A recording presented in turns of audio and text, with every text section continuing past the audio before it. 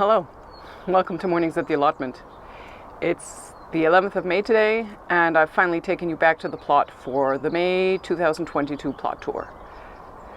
I've been back to the plot, not all that much because I've been very busy with work. Hardy has been doing all the hard work here on the plot, but yeah, the first plants are in, and it's beginning to look a lot like spring here finally. Basically, we went from late winter to a quick spring, back to colder temperatures, and then straight into summer, because today we're expecting temperatures around 30 degrees, and yesterday was well above 25 as well, 26, 27 I think. And actually temperatures are supposed to remain high, well over 20 during the day, and nights over 10 degrees, so I can put everything outside, even things like squash or chili peppers. Yeah. I do have covers I could put on if I had to, but honestly I don't think I'll need them.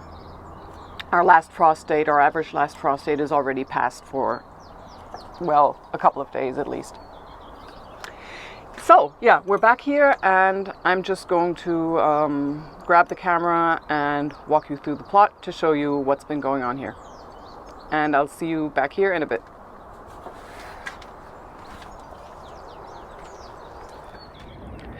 So as you saw in the beginning of the video, everything is very lush, including our herb bed for once. I'm sorry about my shadow there.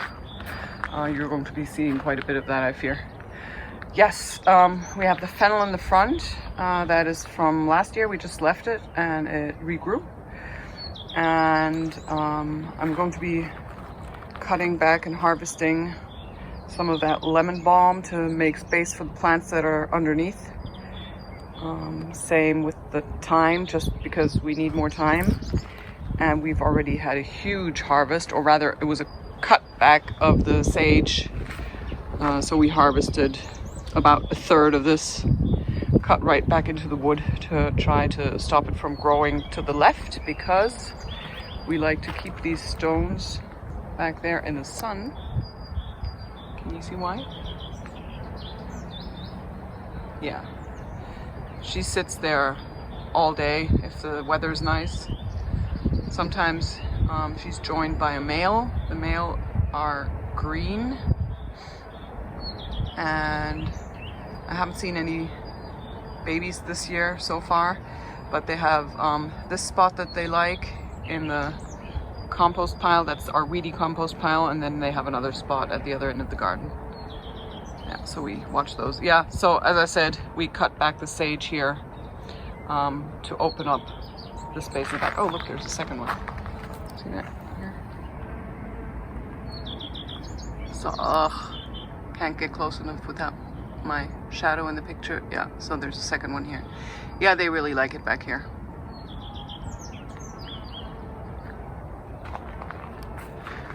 All right, so let's go into the garden, leave them in peace. Yeah, you may remember I said I was going to grow more ornamentals, so here's my first clematis that I absolutely love. I'm keeping it in the pot for now because I don't know where I want to put it, but I may actually just leave it here, put it in a bigger pot and leave it here and let it grow along this side of the tomato bed, the frame. Yes, and as you can see, our tomatoes are in, or rather these are the salad type tomatoes, the ox hearts, anything that's larger and anything that's prone to blight is under cover here. And I'll show you in a bit where we're going to put our cherry tomatoes. They're going to go outside. These beds, as usual, I have carrots and radishes to mark the rows in these two. Maybe I'm gonna get lucky with carrots this year.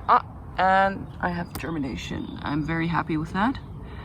I may actually have to take out some of the radish seedlings because I wasn't expecting these carrots to germinate so quickly. Also some self-sown nasturtiums, and they're self-sown all around these beds, and they're allowed to be around the beds, just not in the beds, so I'm going to take those out and transplant them somewhere else. Yeah, and parsnips in the bed behind. in between the rows of, what is it? It's beetroot, I think. And this is some garlic and some leeks that I forgot to harvest last year. And if you can see, the garlic has split up, and so I might just actually take it out, split the bulbs, and then plant them individually in another spot. So a new element this year is these two arches. I'm going to be growing cucumbers up the first one and cucamelons up the second one from the right side. So the cucumbers are already in. The cucamelons are still a bit small. They always take a bit longer. And on the other side, growing up the net, I have mange tout. And I'm going to be putting a succession sowing of cucumbers on this first arch. Not sure about the second arch because we had problems with drying off there. But if it's a warm summer, I will be putting more cucumbers or cucamelons up this one as well. So everything is as you're used to back here. This is the left is the cherry tomatoes, and on the right are a couple of spare of the larger tomatoes that I'm going to be dotting around the garden in the mixed bed. So, not much going on in the greenhouse. Some brassicas that I need to plant out, except for 2 strawberry plants. But we have look at this one. Isn't that beautiful? Do I eat that or do I take it home for Hannah? Have to think about it. There's another one here, so just let me eat this one and take the other one home. Just a second. So these are 2 new varieties. Oh, we have ants in this one. Lovely. Okay. I may actually put this one on the ground because I've found that then the ants regulate themselves. I just don't want them up here. They're no, not fun. Okay, I'll have to think about what to do with that. Any ideas? Put them in the comments, please, because I don't want to kill them off. I just want them to move somewhere else. Okay. There's 1 cucumber down here already, and I'm going to be putting the chili peppers over here, more cucumbers here, and then down here in the corner some aubergines, and I'm going to have to find some kind of spot for the watermelon for the Transatlantic Melon Challenge. Yeah, so we'll see where I can find a space for that. Maybe in the back. Let me just quickly take you back to the raspberries. They're going to give us a lovely harvest this year, I think. Look.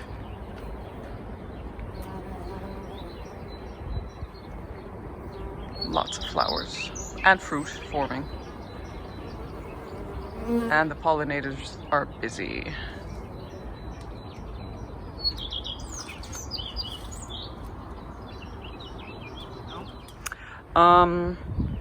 You've seen the onions here, and back there I have the broad beans.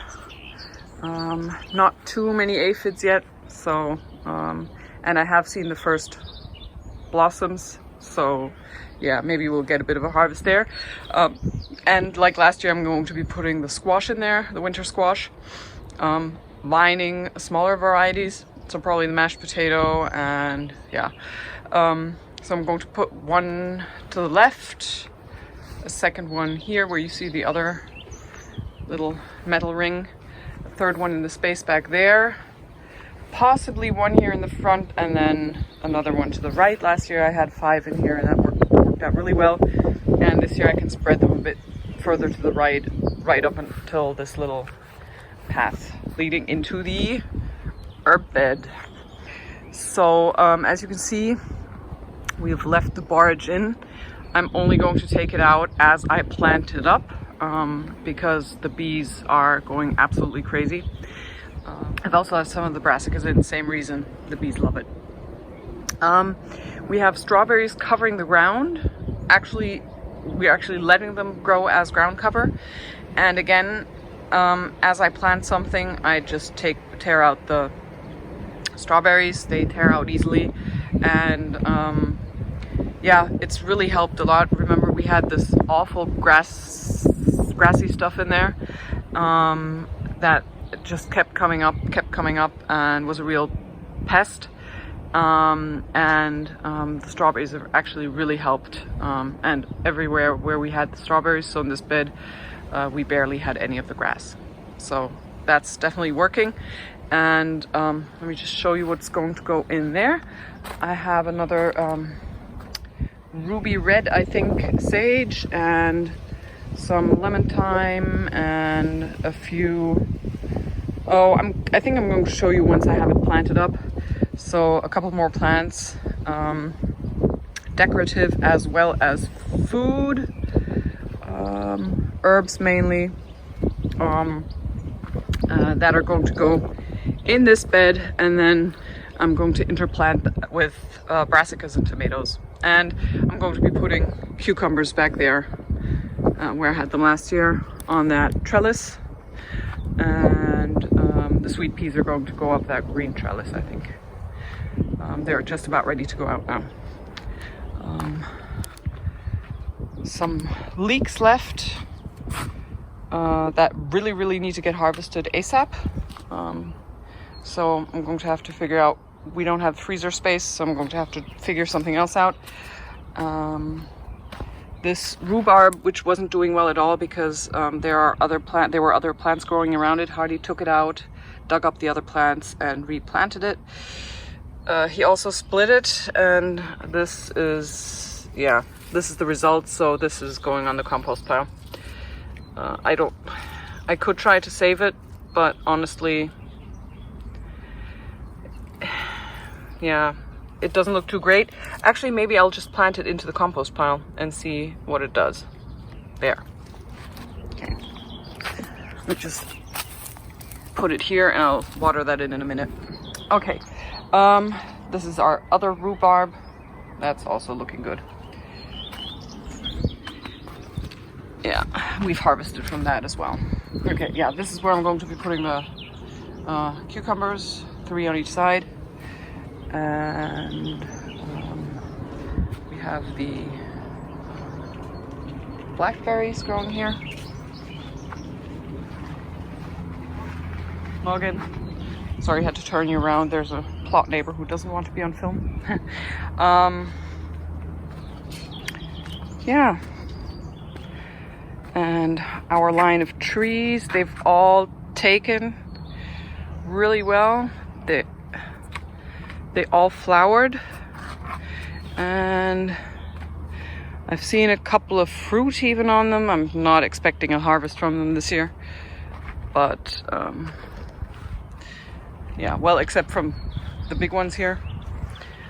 This one is now in its 3rd year on the site, and yeah, looking good. Below those, we have, below and behind, we have our fruit bushes, and I just realized we're going to have to move some of those fruit bushes because they're simply too close to the trees, or just prune them hard until the trees get taller. Have to figure out what to do there. And then the 3rd layer is basically the strawberries. And then in the former brassica bed, right here, I'm taking part in a soybean trial where they're trying to figure out which variety of soybeans grow best in Germany. It's called 1000 Gärten, 1000 Gardens, and yeah, a colleague of mine and I planted 10 rows of soybeans, 4 different varieties in total. These are just the soybeans, and here we have 2 different type of flowering plants next to them to attract the pollinators. And yeah, I can't wait to see how that goes. Again, like last year back here, some root veg, what are they called? I keep forgetting what they're called. I'll put that below. And then we have, as usually, we have the beds here. I've started planting the cucumbers, protected against the slugs. And then in the next one I have some kohlrabi. And we are actually going to be putting tomatoes next to the cucumbers. You keep reading, don't do that. But actually that only holds true for if you're growing undercover, because they like different climate.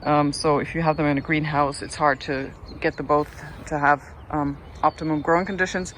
But outside,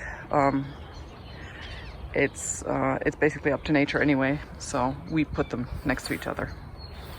Yeah, and these are still empty. So yeah, this is for the summer squash. I had them here last year as well.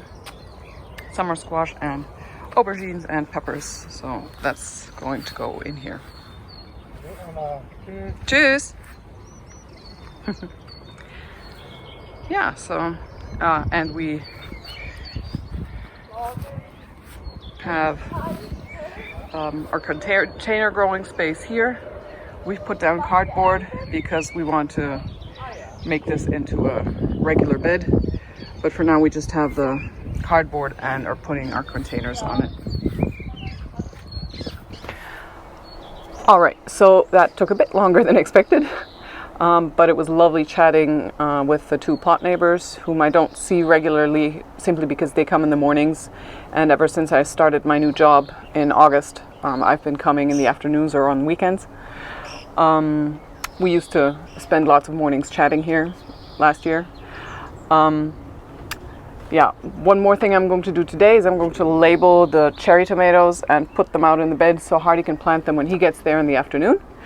And I'm going to give a couple of things a quick water, but Hardy was here last night doing some major watering, so everything's looking pretty good. Set to survive the day of 30 degrees Celsius. Yeah, I was very happy to take you back to the plot as well. I've missed doing these videos, and I plan to do a lot more of them. Let me know in the comments if there's anything you saw today where you'd like a bit more detail, like the herb bed where I'm also going to put some ornamentals. I do promise to let you know what exactly I'm planting there. I have a few climbers. I have a honeysuckle that we planted in the back behind the bench. And I have two more honeysuckles that need to go in. I'm not quite sure where. I'm going to show you that as well, probably in the next video or the next plot tour. And yeah, I think next time you see the plot, all the plants are going to be in. The tomatoes, the rest of the tomatoes, the peppers, the aubergines, all the squash, and the cucumbers. Is there anything I've forgotten about? The melons. So far, I'm still taking tips on where to plant my melons for the Transatlantic Melon Challenge. I know one is going in the greenhouse and one is going into the open cold frame that I have sitting on the bed in front of the herb bed. And it's going there simply because I can cover that up if I have to, if we do get another iffy summer, just to keep it drier and give it more heat. But if you have any other ideas, maybe trellis one up somewhere or something, let me know. Of course, I'm not expecting any hints and tips from my American friends, but yeah, I'm rooting for Team UK and Europe. So, and if you don't know what I'm talking about, depending on where you live, it may not be too late if you have a long growing season. Check out Jane Kelly's channel and Jim from the Lake Effect Gardener. They have relaunched the Transatlantic Melon Challenge that we did last year, and if you have a long growing season, it's not too late to sow your seeds and to participate, so check them out. Okay, I think that's it for today. I really need to get to the tomatoes, put those out before it gets any hotter than this, because I'm not made for this type of heat without any shade. I'm glad you joined me for today's tour, and I hope to see you again next time. Bye for now.